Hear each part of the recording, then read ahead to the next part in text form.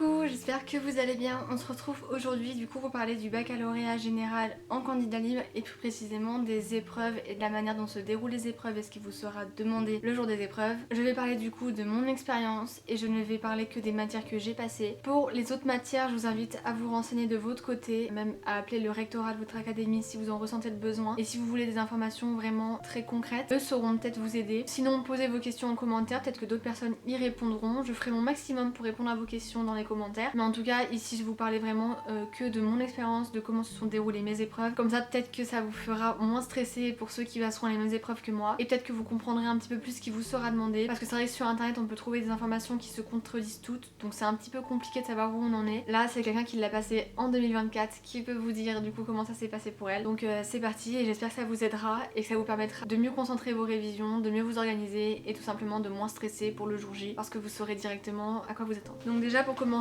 sachez que j'ai tout gardé, voilà, j'ai gardé tous les sujets que je pouvais garder des jours J de mes épreuves, j'ai gardé tous mes brouillons des jours J des épreuves, j'essaie de garder le maximum de choses, donc normalement cette vidéo devrait être assez complète. Déjà concernant le nombre d'épreuves, j'ai ma fiche du coup sur mon téléphone, en fait c'est mon récapitulatif de candidature, donc je vais vous citer du coup toutes les épreuves que j'ai eues, en sachant du coup que j'ai passé la première et la terminale en même temps sur un an. Bien entendu si vous avez déjà passé la première, vous pouvez passer que la terminale, vous pouvez faire ça en 2 ans, vous inscrire cette année d'abord pour la première et l'année d'après pour la terminale. C'est vous qui choisissez, moi j'ai décidé de tout condenser en une année, on y va, on défonce tout. Donc du coup j'ai eu 15 épreuves en tout, donc j'ai eu français écrit, français oral, philosophie, épreuve orale terminale, donc ça c'est le grand oral, les mathématiques qui était une de mes spécialités de terminale, SVT qui était ma deuxième spécialité de terminale, physique chimie c'était ma spécialité abandonnée en première, éducation physique et sportive, donc là du coup j'ai eu 2 épreuves, j'ai eu danse et tennis de table, là on avait le choix entre 3 trucs, il y avait aussi le demi-fond, je ne voulais pas courir, je n'aime pas courir,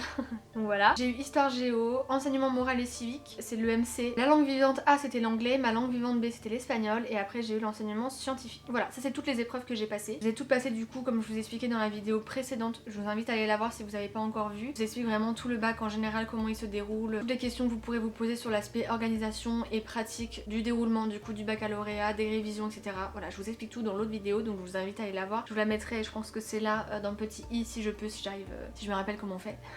La première épreuve que j'ai eue, elle a été pour mi-avril, je l'ai reçue mi-mars, je l'ai reçue un mois avant, j'ai eu un mois d'entraînement, et c'était donc le sport. Je suis passée sur une matinée complète. Sur la convocation, il marquait que ce serait certainement pour la journée et il nous demandait de prévoir à manger pour le midi. Au final, on est passé vraiment que sur la matinée. Donc faites attention aussi à bien lire les convocations qui vous envoient, même si ça peut varier du coup le jour J. Et donc j'ai eu danse et tennis de table, d'abord le tennis de table et après la danse. Pour cette épreuve là, vous êtes séparés du coup filles-garçons et vous êtes séparés aussi en fonction des 2 choix que vous avez fait. Donc il y a vraiment plusieurs groupes. Pour le tennis de table du coup, je ne m'étais pas entraînée, tout simplement pas eu le temps de m'entraîner puisque faut être 2, donc ça niveau organisation c'est un petit peu compliqué, donc je me suis pas entraînée. Après tennis de table, je sais que j'avais un bon niveau il y a de ça 10 ans quand je jouais du coup pendant mes cours de PS etc, j'avais quand même un très très bon niveau, donc je me suis dit qu'il reviendrait certainement naturellement. Et pour la danse du coup je me suis entraînée tout le mois, à partir du moment où j'ai reçu la convocation je me suis entraînée, je faisais entre 2 et 3 séances par semaine et généralement je faisais une séance qui allait de 2h30 à 4h. Généralement je prenais une matinée à chaque fois et en fait quand je voyais que j'étais fatiguée, que mon corps physiquement n'y arrivait plus, je devenais trop lente, ce genre de choses, je m'arrêtais. Donc ce qui est bien c'est que ça m'a permis d'avoir une activité sportive régulière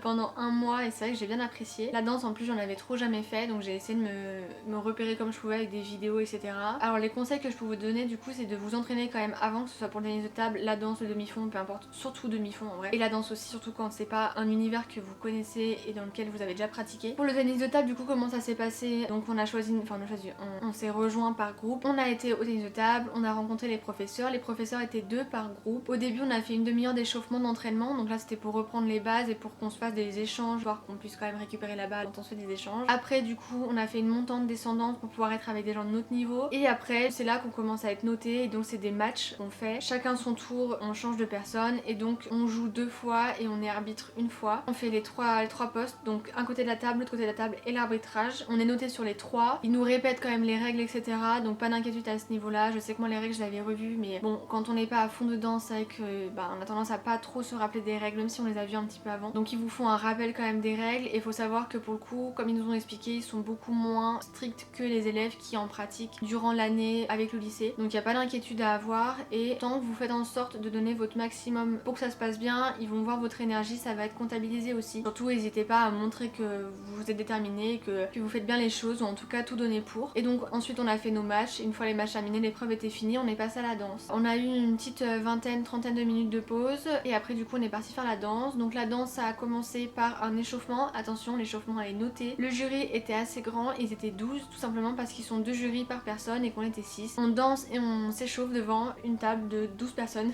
qui nous regardent. Donc l'échauffement est noté, il y a une demi-heure d'échauffement et dans l'échauffement on doit on doit s'entraîner pour un passage de notre chorégraphie. Donc en fait avant l'entraînement on va piocher des petits papiers sur lesquels on va avoir des malus bonus qu'on va devoir intégrer à une partie de 20 à 40 secondes de notre chorégraphie pour que ça corresponde du coup au petit papier qu'on a pioché. Donc en tout, si je récapitule, pour la danse on a une chorégraphie d'environ 2 minutes, c'est entre 1 minute 30, 1 minute 45 et 2 minutes 30 je crois, un truc comme ça. Si vous faites moins vous avez un malus, si vous faites plus vous avez un malus, donc respectez bien ça. La chorégraphie c'est à vous de l'inventer sur la musique de votre choix et il faut que vous ayez un thème pour votre musique et votre danse et il faut que ça corresponde au thème que vous avez donné. Ensuite vous avez du coup un passage de votre danse à récupérer de 20 à 40 secondes à modifier selon les papiers que vous allez tirer. Donc ça se passe le jour J, après vous pouvez vous entraîner un petit peu à l'avance mais en soi tout se passe le jour J. Essayez juste d'avoir un petit passage quand même de votre danse que vous savez que vous pouvez reprendre et modifier parce que moi ça j'y avais pas réfléchi. Et donc ça se fait sans musique. Et donc voilà, le jour J vous avez l'entraînement, donc l'entraînement d'une demi-heure où vous devez inclure du coup ce petit passage où vous vous entraînez, voilà, il faut montrer que vous avez un petit peu envie quand même.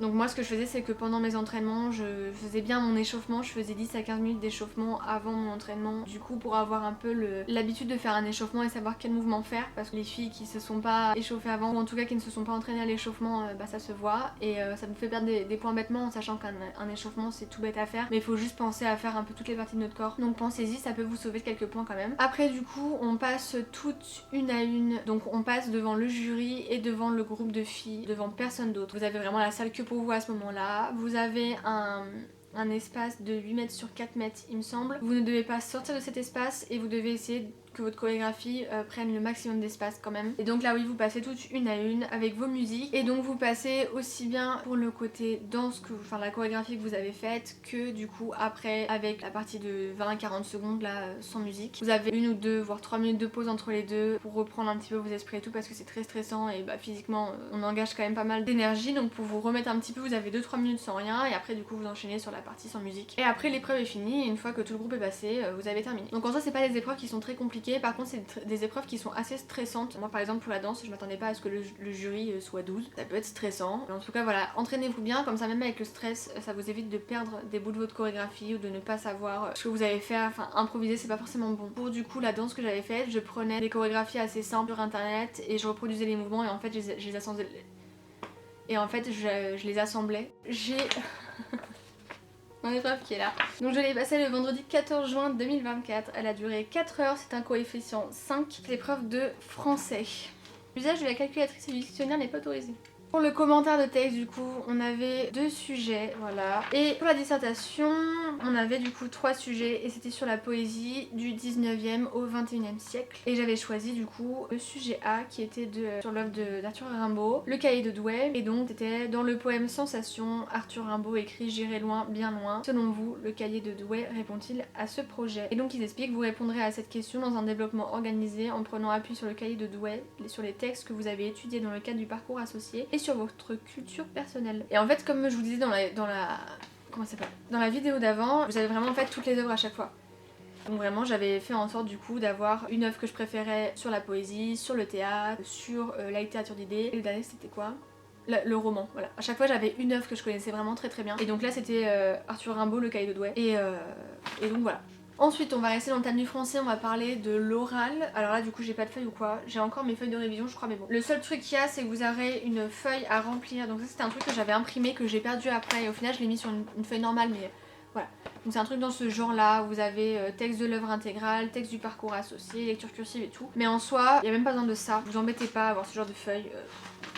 sert un peu à rien. Prenez une feuille normale, classique, et vous écrivez le nom de tous les textes que vous avez étudiés. Et pour le jour J, ça ira très bien, ils vont choisir parmi les textes, en tout cas c'est ce que j'ai fait, ça a très bien fonctionné. Et donc le but du coup c'est d'avoir, je crois que c'est pareil, 16 textes sur du coup les œuvres du programme, voire des œuvres de lecture associées, de lecture cursive pardon. Donc là c'est vous qui les choisissez, vous avez aucune obligation de reprendre celles qui sont vues en cours par les lycéens. Personnellement c'est pas du tout ce que j'ai fait. J'ai pris, donc en tout j'en ai eu une petite dizaine, j'en ai même pas fait 16, j'en voyais pas l'intérêt personnellement. J'ai quand même fait en sorte que ce soit assez diversifié, donc j'ai mis un peu de tout, mais je vous avouerai que j'ai mis principalement les livres que j'aimais, que j'avais apprécié lire et que je préférais, de chaque thème. Et donc j'avais à chaque fois 2 ou 3 textes d'une œuvre que j'avais bien aimé. Et je suis passée sur les cahiers de Douai, sur la poésie, sur le poème que je préférais, voilà. Donc du coup ce qu'on va vous demander c'est surtout de faire l'analyse linéaire. Donc pour pouvoir trouver vos textes et avoir les analyses linéaires je vous conseille d'aller sur YouTube. Toujours ce fameux YouTube, vraiment ça sera une aide tellement précieuse. Vous tapez le nom de l'œuvre, vous mettez analyse linéaire, texte, et en fait vous allez avoir plein de professeurs ou de personnes passionnées qui vont préparer les analyses linéaires directement. C'est typiquement ce que vous devez dire pendant l'épreuve, c'est exactement ça. Vous aurez juste à recopier et après y apprendre. Et donc c'est comme ça que j'ai trouvé mes textes, que j'ai trouvé le nom des textes et que j'ai trouvé du coup les analyses linéaires. Donc à chaque fois les vidéos durent 10-15 minutes. Donc je recopiais un peu tout, c'est même pas un peu ça, je recopiais tout sur ma feuille. Ce que je faisais c'est que je prenais l'œuvre et je surlignais sur l'œuvre originale que j'avais moi tous les mots. Le jour J j'ai demandé à la professeure, je dis par contre pour mes révisions j'avais surligné les mots, est-ce que je dois quand même garder mon livre, ou elle m'a laissé garder mon livre à moi, donc techniquement ça devrait peut-être être bon pour vous aussi, et au moins vous savez sur quel mot vous devez vous arrêter pour dire, enfin voilà, quand il y a quelque chose à dire sur un mot vous pouvez le voir avec vos surlignements. Vous aurez 10 minutes du coup où vous parlez de votre œuvre et vous faites votre analyse linéaire, et après vous avez 2-3 minutes où vous devez parler du coup de votre œuvre préférée. Ça peut être totalement différent de l'œuvre, enfin du texte que vous avez eu. Moi pour le coup c'était exactement la même chose parce que l'œuvre que j'ai préféré lire du coup dans le programme c'était les cahiers de Douai. Du coup j'ai parlé de cette œuvre là, et du coup là ce qui va vous être demandé c'est surtout de pouvoir justifier vos propos, pourquoi est-ce que l'œuvre vous a plu, est-ce que vous connaissez un petit peu les circonstances de l'écriture de cette œuvre, l'auteur, enfin voilà, pouvoir en parler un petit peu et échanger un petit peu avec la ou le jury sur votre choix et sur pourquoi est-ce que ça vous a marqué. Et après vous aurez encore 5 minutes d'échange avec le jury. Donc moi c'était une seule professeure qui était avec moi, et donc elle m'a demandé du coup quel âge j'avais, ce que je voulais faire après, pourquoi est-ce que je passais le baccalauréat, etc. On a pu échanger sur pas mal de trucs, c'était très intéressant, et j'ai eu 19 sur 20. Ensuite du coup en philosophie, donc c'est pareil, je vais vous ressortir la feuille. Hop, donc mardi 18 juin 2024, durée de l'épreuve 4 heures, coefficient 8. Et donc le sujet ressemblait à ça, c'était une seule feuille, et là on avait 3 sujets. Donc c'était 2 sortes de dissertation et ensuite une explication de texte, donc il fallait choisir bien entendu.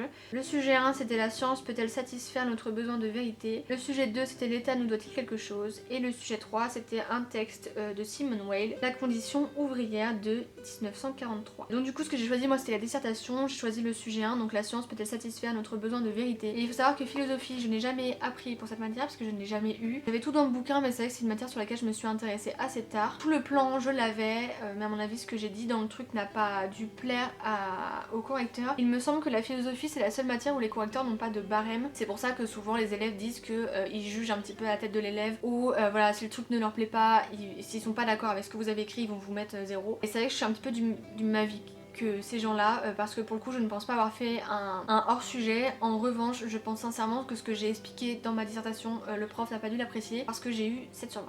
Surtout c'était ma première épreuve de philosophie. C'est vrai que quand on en a jamais fait, c'est quelque chose qui peut être assez particulier à expérimenter, surtout que là c'est pareil, la philosophie je l'ai passée, je sais plus si c'était avec d'autres élèves, je sais plus si c'était avec des élèves normaux ou pas, mais en tout cas je crois que c'était avec d'autres élèves que je l'ai passé, c'était pas avec des candidats libres. Et c'est vrai que ce jour-là je me rappelle que j'étais particulièrement stressée, et surtout j'étais dégoûtée parce que l'année d'avant ils avaient eu des sujets qui étaient super intéressants et je m'en doutais que j'allais avoir des sujets qui n'allaient pas du tout m'intéresser. J'ai vu aussi ce que les personnes en Asie avaient eu comme sujet, et il y en avait un du est-ce que on doit se briser, est-ce qu'on doit briser notre propre barrière pour avancer dans la vie, un truc comme ça. Et ça c'est des sujets qui m'intéressent tellement parce que j'ai tellement évolué, j'ai tellement du recul par rapport à ça.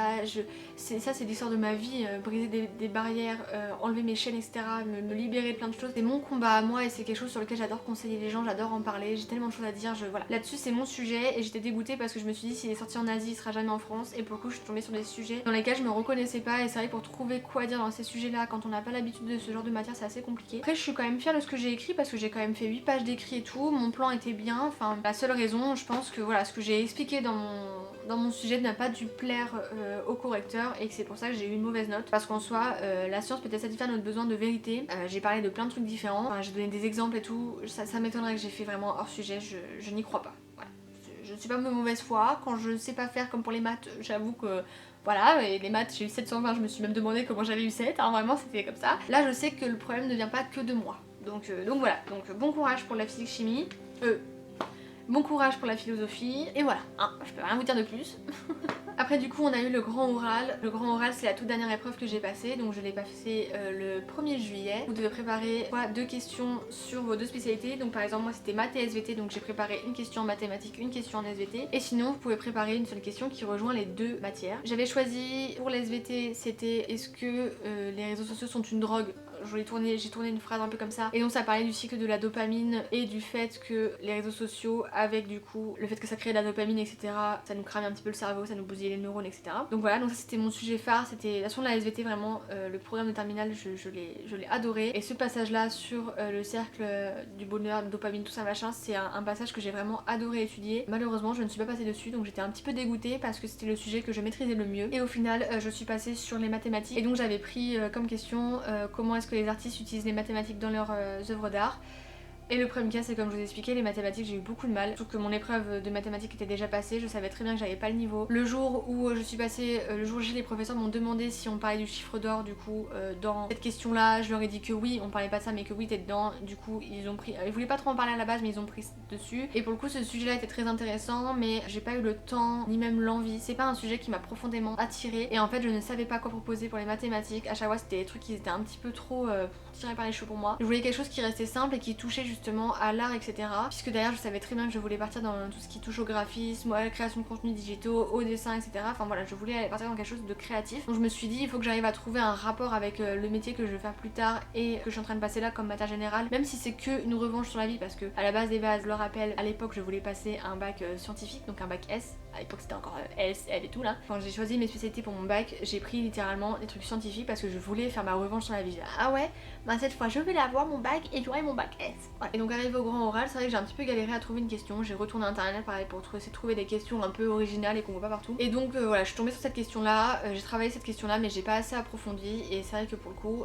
je vous conseille de vraiment très bien maîtriser votre sujet parce qu'il pose énormément de questions. Ils vont pas essayer de vous piéger, mais par contre ils vont essayer de faire en sorte de vous poser des questions pour voir si vous maîtrisez votre sujet et si vous avez été curieux de voir un petit peu autour de votre sujet, si vous êtes arrêté seulement aux recherches de votre sujet ou si vous avez élargi un petit peu, si vous êtes intéressé un petit peu à ce qui se passait autour. Donc c'est vrai que j'aurais préféré passer sur la SVT, j'ai eu 12 sur 20 pour le grand oral, c'est pas dégoûtant, mais c'est vrai que je m'attendais à avoir plus, et surtout que voilà, je suis pas passée sur le sujet que je préférais, et ça pour le coup j'étais assez dégoûtée. Les mathématiques, donc mathématiques ça c'est pareil, je vous invite à aller voir directement les anciennes épreuves en fonction de quel genre de mathématiques vous passez, parce que moi c'était ma spécialité. Tout ce que je peux vous dire c'est qu'elle a duré 4 heures et qu'on a vu tout le programme de terminale. Voilà. D'ailleurs les élèves râlaient parce qu'il y a des notions qui de base, d'ailleurs c'est des notions qui sont assez dures à comprendre et qui de base ne sont pas dans le bac, qui ont été mises cette année là, enfin voilà, là l'épreuve de maths était vraiment très dure. Pour ça je vous dis, je suis même étonnée d'avoir eu 7 sur 20 parce que je sais pas comment j'ai eu les 7 sur 20, je sais pas du tout. Alors du coup SVT, je l'ai passé le mercredi 19 juin 2024, c'est une épreuve qui a duré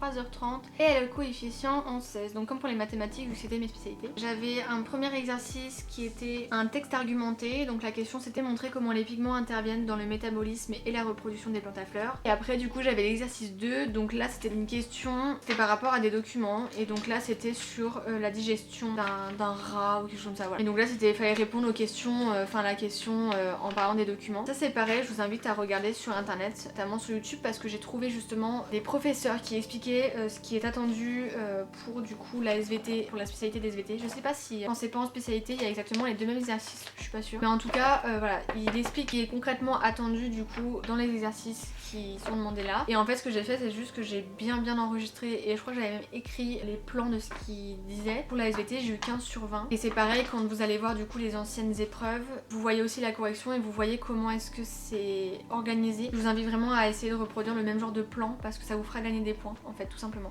Physique chimie du coup c'était ma spé abandonnée en première et donc je suis passée exclusivement sur le programme de première. J'avais une ou deux petites questions de seconde mais globalement c'était la première et je crois que j'ai eu 12 sur 20 aussi. Histoire géo, donc histoire géo il faut savoir que de base je suis vraiment nulle en histoire géo. J'ai eu 7 aussi je crois. Je vais vous retrouver la feuille mais on avait eu 2 grosses questions. Une sur l'histoire, une sur la géo et donc fallait y répondre. Mais pareil c'était une des premières épreuves que je passais et c'est vrai que j'avais jamais été voir en fait s'il fallait faire des plans particuliers. Donc du coup je savais pas trop comment m'organiser au niveau de l'écrit et j'ai un peu fait n'importe quoi. Elle est ici. Donc c'était une épreuve de 2 heures. Voilà, elle est toute petite en vrai, c'était juste 2 pages comme ça. Et donc la première partie c'était une question problématisée. Et la deuxième partie c'était une analyse de documents. Et donc chaque partie sur 10 points il me semble. Oui c'est ça, chaque partie sur 10 points. Ensuite, donc enseignement moral et civique, donc EMC. EMC du coup c'est un oral. Il faut que vous prépariez 2 questions qui sont en rapport avec programme de première il me semble, le programme de première ou de seconde. Vous avez des thèmes en fait dans le programme et il faut que vous preniez une question par thème. Je vais essayer de vous trouver les questions que j'avais prises. Hop,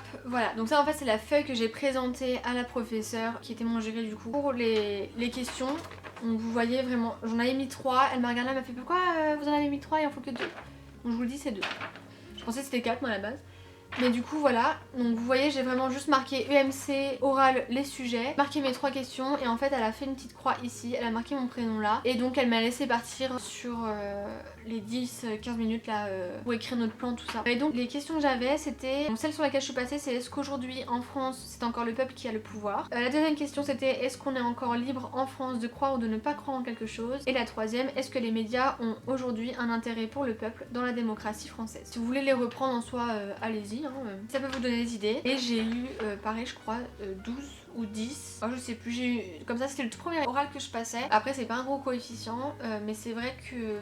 c'est pas très bien passé, j'étais très stressée donc je parlais à la dame et puis d'un coup je me suis étouffée parce que j'avais la gorge sèche. Enfin moi c'est du n'importe quoi, on a quand même pu échanger un petit peu mais c'était très bancal. Et donc ils arrivaient, donc je lui ai présenté, bon j'ai signé le truc comme quoi je suis bien présente. Je lui ai présenté mon papier là du coup, il y avait mes questions. Elle a choisi sa question, elle m'a mise dans une salle à côté pendant je crois que c'était 10 ou 15 minutes pour du coup créer mon plan et tout sur une feuille comme ça là, soit jaune soit rose pour faire votre plan tout ça parce que vous n'avez pas le droit de prendre vos écrits. Le seul truc que j'avais du coup c'était ma feuille avec ma question mais c'est tout. Et donc j'ai fait mon brouillon et après du coup j'avais 5 minutes, je crois que c'est ça. 5 minutes du coup où je parle moi de ma question et j'y réponds, enfin de ma problématique et je réponds à ma problématique et après j'avais 5 minutes d'échange avec la professeure. Je crois que c'est ça ou alors c'est 10 et 5 minutes, je sais plus. De toute façon vous l'avez sur votre convocation, vous avez votre temps de passage complet et entre parenthèses c'est le temps de préparation que vous avez. Après du coup c'était les langues, donc les langues du coup à chaque fois j'ai eu un écrit et un oral. L'oral est sur 10 points et l'écrit est sur 30 points. Dans l'écrit vous avez l'expression écrite, la compréhension orale et la compréhension écrite et donc l'expression orale elle est faite le jour de l'oral. Donc là j'ai les épreuves écrites, il me semble que j'ai pas pu récupérer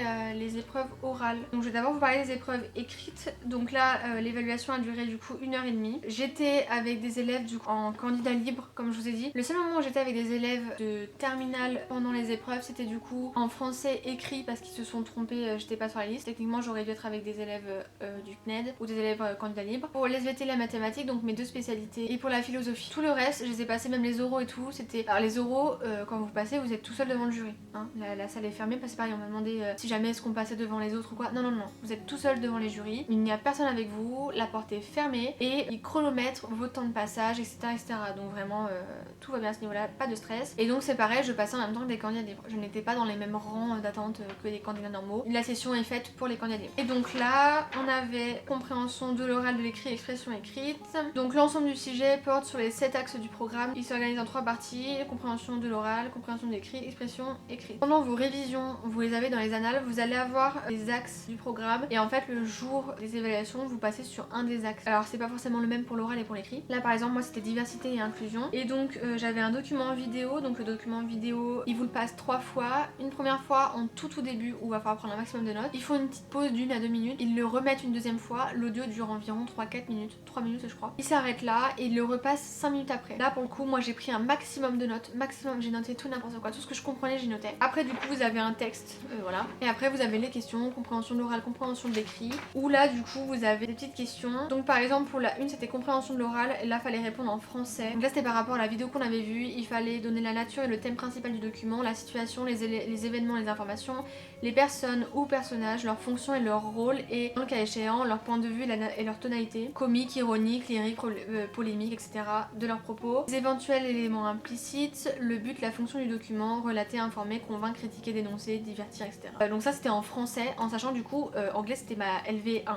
Compréhension de l'écrit, donc là il fallait répondre en anglais, et là il fallait en gros expliquer les types de discriminations dont les personnes dans le texte étaient victimes et en quoi ces discriminations ont impacté leur vie. Et après il y avait l'expression écrite, donc là c'est pareil, c'était à traiter en anglais, ils ont mis en 120 mots au moins l'un des deux sujets suivants, et donc on avait un sujet A, un sujet B, et on choisissait quel sujet on était sur la feuille. J'avais fait un speech pour encourager les personnes à se battre pour une communauté plus saine. Et après du coup pendant l'oral, donc qui se passe un autre jour, enfin c'est une autre épreuve, parmi les axes, comme je vous ai dit vous avez plusieurs axes à apprendre pour le programme. Parmi les axes, les professeurs vont en tirer 3, donc à chaque fois c'est des sujets de 2 ou 3 pages avec des documents dessus. Ils vont les étaler, ils vont choisir 3 aléatoirement, ils vont tout mélanger, ils vont en prendre 3, ils vont les mettre devant vous, et vous, enfin moi en tout cas j'ai pu ouvrir pour voir les sujets que c'était et choisir le sujet sur lequel j'étais le plus à l'aise. Le problème qu'il y a c'est que je ne m'attendais pas du tout à que ça se passe comme ça, parce qu'en fait vous ne préparez rien avant, et je pensais qu'il allait préparer quelque chose sur un des axes. Donc j'avais préparé quelque chose sur les sorcières de Salem, ou en tout cas sur la chasse aux sorcières en général, et principalement sur les sorcières de Salem. Et c'est vrai du coup le jour J je me suis retrouvée un petit peu bête, parce qu'en plus je n'ai pas vraiment de vocabulaire ou quoi. Pour pouvoir m'exprimer en anglais c'est un petit peu compliqué, parce que j'ai du mal avec l'expression orale, enfin c'est pas quelque chose que j'ai pu profondément réviser pendant du coup mes révisions pour le bac, et c'est quelque chose avec lequel j'étais un petit peu traumatisée étant plus jeune en cours. Donc c'est vrai que c'est quelque chose avec lequel je ne suis pas du tout à l'aise, et donc en fait je me suis retrouvée complètement tétanisée devant le jury, parce que ça m'a coupé la voix, parce que je n'étais pas préparée à ce que l'examen se passe comme ça. Parce que si vous allez rechercher sur internet, ils vous diront qu'il faut que vous prépariez un petit texte d'environ 10 minutes, que vous expliquez machin truc. Non, c'est faux.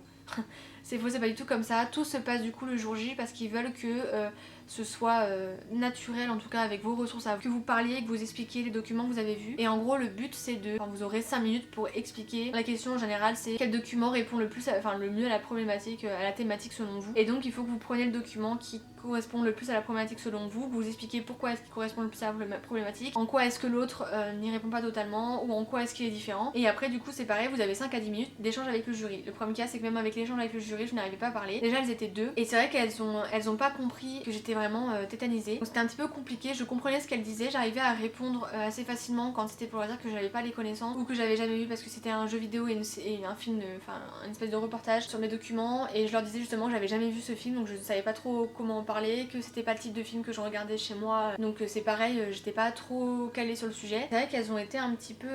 en fait elles savaient pas trop quoi me dire, et comme je dis, est-ce que je peux vous répondre en français parce que je comprends ce que vous dites, mais en anglais là j'ai un blocage, et vraiment le fait de pas avoir été renseignée sur comment allait se passer l'épreuve avant, ça m'a profondément bloquée. Donc voilà, je vous avertis, vous n'avez rien à préparer, tout se passe le jour J. Pour l'espagnol, donc c'est pareil, l'épreuve a duré 1h30, et donc c'est la même chose, là c'est pareil, tout pareil, vous avez plusieurs axes, il va falloir tous les voir un petit peu, surtout pour avoir les mots de vocabulaire. Et donc là moi mon sujet il a porté sur l'axe 3, art et pouvoir, et donc pareil, compréhension de l'oral, compréhension de l'écrit, expression écrite, et l'oral après en lui-même était un autre jour. Et donc c'est pareil, on a eu un document vidéo, passé de la même manière 3 fois, avec 1 minute et après 5 minutes de pause entre les deux, et il fallait du coup rendre compte librement en français de ce qu'on avait compris du document, donc exactement comme pour l'anglais. Ensuite expression de l'écrit, là c'était en français aussi qu'il fallait répondre, vous rendez compte librement en français de ce que vous avez compris des textes, donc documents 2 et 3, et vous veillez à établir un lien entre l'axe 3 du programme Art et Pouvoir et ces textes et le document vidéo. Et après du coup on avait une expression écrite, donc là on avait une question A, une question B, et donc il fallait choisir une des deux phrases, enfin une des deux questions, et pouvoir y répondre. Voilà, vous traiterez en espagnol une seule des deux questions suivantes au choix, répondez en 120 mots au moins. Donc vous voyez à chaque fois en fait vous répondez en français, donc ça c'était ma LV2 et franchement elle était pas très compliquée. Donc du coup pour l'anglais j'ai eu en tout, parce que du coup c'est pas divisé, enfin on n'a pas, je peux pas savoir combien j'ai eu pour l'oral et pour l'écrit. En tout j'ai eu 15, et espagnol j'ai eu 12, donc je trouve que c'est pas mal. Pour l'oral d'espagnol c'est exactement pareil que l'anglais, ils vont tirer au sort 3 thèmes différents, il va falloir que vous en choisissiez un que vous avez vu entre temps. Vous aurez 10 minutes de préparation, et donc vous choisirez le thème qui, enfin le document qui répond le mieux au thème que vous avez choisi. Vous avez 5 minutes du coup pour expliquer pourquoi est-ce que c'est tel document et pas l'autre, et après vous avez 5 minutes de discussion, 5 ou 10 minutes de discussion avec le professeur. Je termine par l'enseignement scientifique.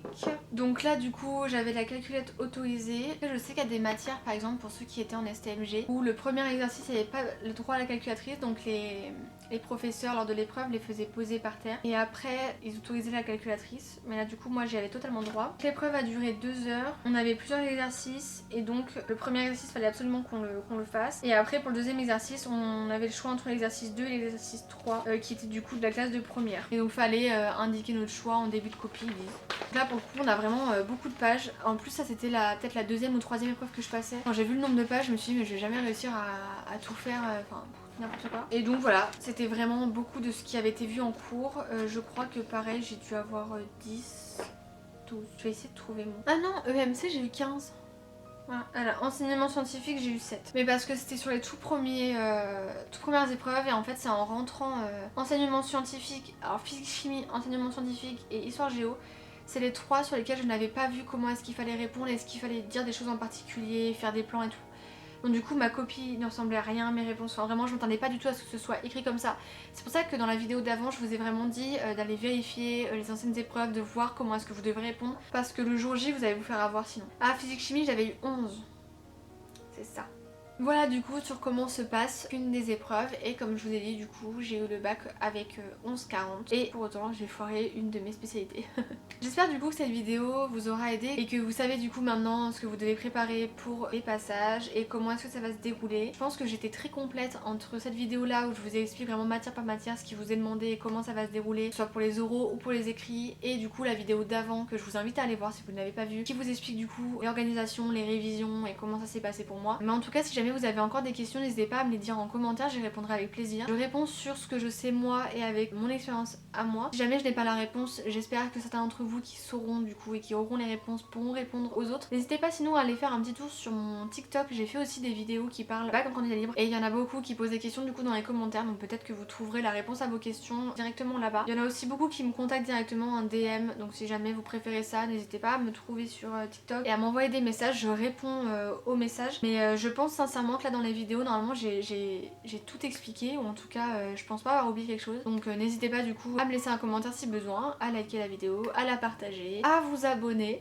Je pense pas que les prochaines vidéos sur cette chaîne seront en lien profond avec le sujet que j'ai abordé là, parce que ce sujet là me tenait vraiment à cœur et j'ai vu sur TikTok le nombre de personnes que ça a aidé, donc je voulais absolument la faire aussi sur YouTube avec quelque chose de beaucoup plus complet et qui pourra éventuellement toucher un peu plus de monde. Donc voilà, mais en tout cas c'est pas le sujet principal des vidéos de cette chaîne là c'est mes premières parce que ça me tenait à cœur, donc j'ai commencé par ça, mais je sais que là les vidéos qui vont suivre ça va plutôt être des vidéos qui vont concerner mon évolution, et j'aimerais laisser une trace de tout ce que je suis en train de vivre maintenant depuis que j'ai le bac justement, que j'ai 26 ans et que ce que je suis en train de vivre maintenant pour moi c'est juste ouf. Jamais j'aurais pensé en être là maintenant à 26 ans. Je suis fière de moi et c'est vrai que je me dis que si ça peut en aider d'autres en tout cas à s'assumer, à changer de vie, à quelque chose qui leur plaît un peu plus, à se donner les moyens d'avoir quelque chose qu'ils veulent vraiment, je me dis bah pourquoi pas, c'est vraiment ça que j'ai envie d'apporter et montrer qu'en fait c'est possible. J'ai pas eu une vie qui est très facile et au final quand je vois où j'en suis maintenant, ben, je suis reconnaissante d'être passée par tout ce que je suis passée, et j'espère pouvoir être un message de soutien et un message positif pour des personnes qui en ont besoin et qui traversent des moments difficiles, leur montrer qu'on peut se relever et qu'on peut y arriver et qu'il faut se donner les moyens d'avoir ce qu'on veut réellement et de pas se contenter de quelque chose qui nous convient pas et qui nous correspond pas. Voilà, donc j'espère en tout cas avoir été un exemple pour certains, j'espère vous avoir encouragé, j'espère vous avoir rassuré et j'espère vous avoir aidé surtout. Je vous souhaite un bon courage dans vos révisions, dans votre passage du bac. D'ailleurs n'hésitez pas à me dire en commentaire aussi ou à revenir vers moi pour me dire ouais j'ai eu mon bac, j'ai vu ta vidéo, ça m'a aidé. Ça me fera super plaisir. Et je vous fais des petits bisous. Bisous, ciao.